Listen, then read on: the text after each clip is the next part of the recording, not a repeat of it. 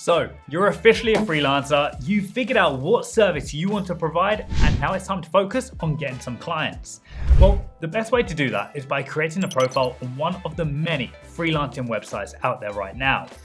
And when I say many, I mean you've got Upwork, Freelancer, Fiverr, People Per Hour, TopTool, Guru, 99 Designs, FlexJobs, Behance, Dribbble, Design Crowd, Craigslist, Simply Hired, Acquaint, TaskRabbit, Indeed, AngelList, Envato, Crowdspring, Gigster.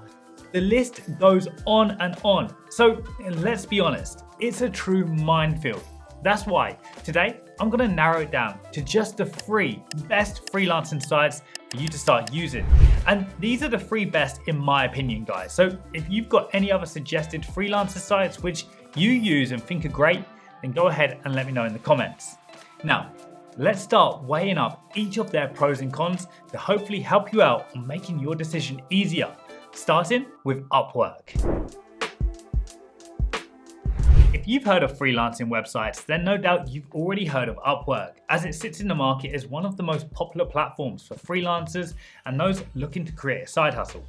Now, as a freelancer, you'll create your profile on here and list the sort of service that you provide, and clients shop via user profiles more so than the gigs they've listed, but we'll talk more about gigs later. On Upwork, you need to make your profile stand out from the rest, and the main metrics clients will notice first are how much you charge, how much you've already earned, so there are no secrets there, your job success rate, meaning how many jobs you've completed successfully, and a few tags to indicate what you as a freelancer specialize in. Now, the biggest thing I dislike about this is that it's quite limiting, as they take the approach that as a freelancer you specialize in one niche and nothing more. Therefore, you center your entire profile around that niche and you don't really have the option to advertise yourself in multiple niches. For example, let's say graphic design and copywriting, or social media management and website design. You essentially build your profile around your niche and stick to it. However, on the plus side, Upwork is a platform where you can consistently apply to clients' jobs which are posted every day and not just rely on the clients finding you. But then again, this does also come with its own headache of how to craft effective messages that will win you the job over the other 100 freelancers that are also applying.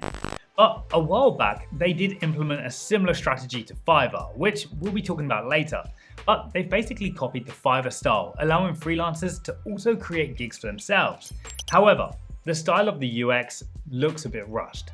Plus, I noticed that you'll get many random freelancers taking gigs from Fiverr which aren't theirs and claiming them for their own on this part of Upwork's website. For example, I even found myself, and according to this, I'm a Native American with some pretty decent reviews already, even though the profile behind my face is Svetlana from Zambia. So this part of Upwork personally I think needs some serious attention. But overall, on Upwork, you'll be able to create your profile and apply for jobs directly.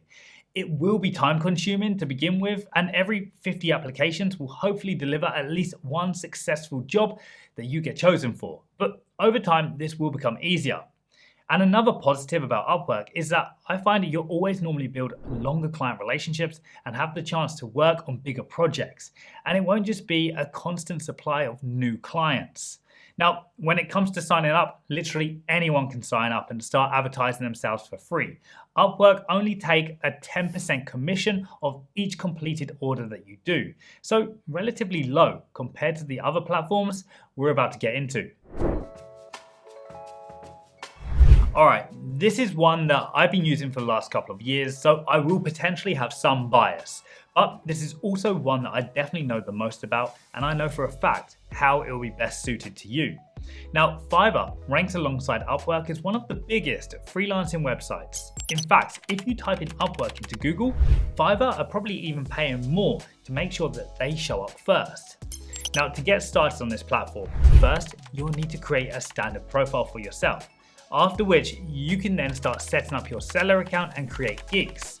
Now, gigs, which is what I was talking about earlier, on Fiverr, depending on your ranking, which there are 4 in total, new seller, level 1, level 2 and top seller, you have the option to upload different amounts of gigs. Obviously, as you grow your ranking on Fiverr, they allow you to create more gigs. But even as a new seller, you can create up to 7 different gigs, all in completely different categories. So you don't have to niche down on one particular service.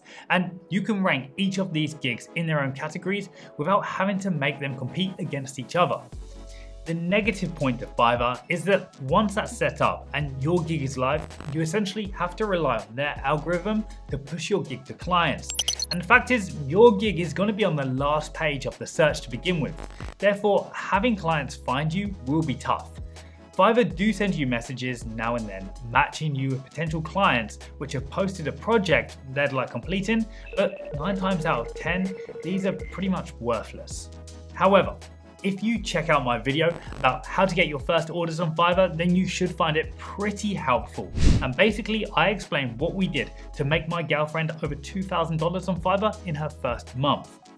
But one more negative for Fiverr is that there is a flat 20% commission. So whatever you earn, you need to take 20% off, which the platform will do automatically for you.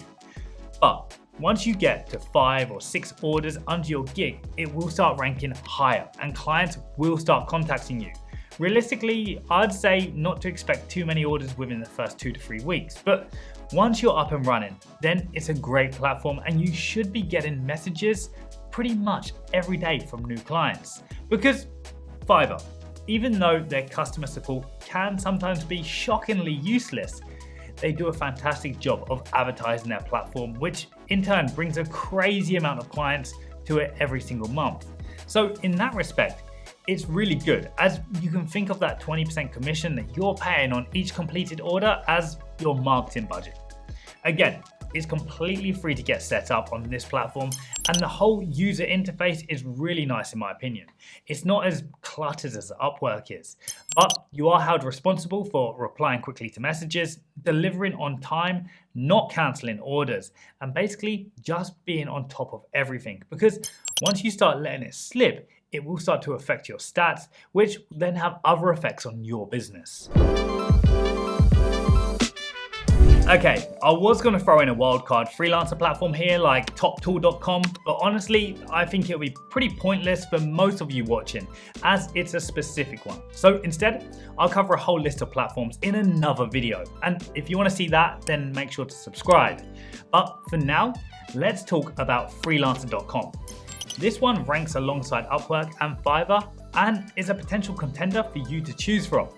Personally speaking, I'd say that the earning potential is lower because you have such high competition, and you even have those willing to work for $2 to $3 an hour, which I think is kind of wrong, as like Fiverr, there should be a reasonable minimum you can charge. As for most of us trying to compete with those doing a similar job at $2 an hour, it's just pointless. The layout of the whole platform is similar to that of Upwork, and that's probably why I don't like it that much. For example, there are 286 pages of logo design freelancers. How do I know this? Because I sat here and checked. Therefore, the only way to really win jobs on this platform is to apply to them in the projects that clients have posted or the contests that they're running. But the problem is, normally the quality of work done by a lot of the freelancers is normally not that great, which actually could provide you a slight bonus if you're willing to put in more effort to deliver something better. Now, I've used this platform a few times for logo design in the past, and the freelancers will literally deliver a sample logo in 2 minutes after posting your project, which normally you'll find is just a template that they've taken from Canva. So, it's a good platform if you want to continuously apply for projects and deliver free work in the hope that you'll be awarded the work. But budgets are generally low and the competition is high at prices that you might struggle to compete with. Overall though, it's a free platform to get started on, and the platform will take a 10% commission from anything that you earn instead. So, right there is the top 3 freelancing platforms that you should be considering right now. But of course, each platform will be beneficial to different niches. So if you need any help, just drop in the comments below what service that you're providing and I'll let you know the best platform that you should be using. Otherwise, I'll see you in the next one.